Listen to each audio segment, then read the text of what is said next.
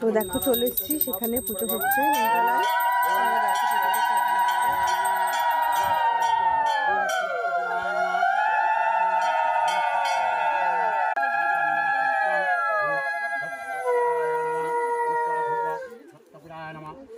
আমাদের এখানে নিমতলায় খুব মানসা করে মানুষ, খুব ভালো একটা জাগ্রত এখানে জায়গাটা, খুব সুন্দর।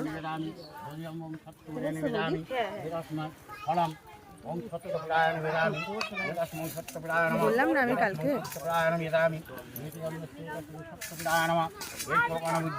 এই দেখো আমার বৌদি ভাই এখানে বসে আছে। তো আমরা এখানে চলে এসেছি পুজো করতে। আমাদের এই জায়গাটা খুবই সুন্দর, তোমরা দেখো, খুব ভালো লাগবে।